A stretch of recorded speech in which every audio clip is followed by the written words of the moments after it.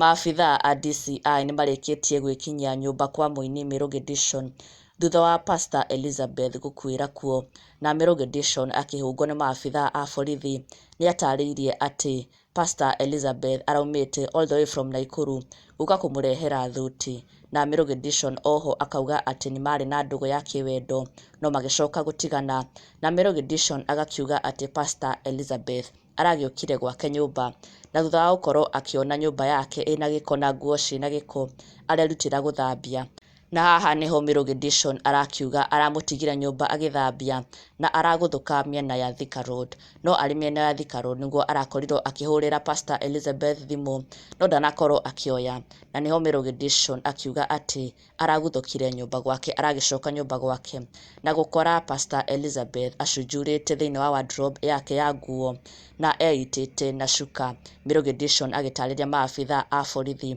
na Mirugi Dishon thutha wa gũkora atĩ Elizabeth eitĩte arakorwo akĩmũcurũria na kuoya mwĩrĩ wake na kũũguthũkia thibitarĩ wa Jacaranda, no mararega kuoya mwĩrĩ kuona atĩ ũrarĩ mũkuũ, na Mirugi Dishon aragĩcoka gũthiĩ police station Kasarani na Kĩamũmbi kũrĩa onao matinetĩkĩra kuoya mwĩrĩ ũcio, makiuga atĩ Mirugi Dishon ndarabatiĩ kũũruta nyũmba, na Mirugi Dishon aragĩcoka kũũtwara Kikuyu mocarĩ. Na rĩu ũthuthuria nĩ wambĩkĩtwo nĩ maabitha a DCI kũrĩa mũthenya wa ira maratindire nyũmba kwa mũini Mirugi Dishon magĩthuthuria gĩkuũ gĩkĩ kĩa Pastor Elizabeth, kũrĩa matigĩtwo na ciũria itiganĩte iria kĩroko kĩa ũmũthĩ ikorirwo igĩpublishwo magathĩti-inĩ, kũrĩa marakĩũria Mirugi Dishon how is it that he made the decision kana arrived at the decision gũkorwo agĩtiga Pastor Elizabeth nyũmba gwake, yet he says kana claims atĩ nĩ makoretwo matigana nĩ ex-girlfriend yake, na akĩũria kĩngĩ maabitha a borithi morĩtie nĩ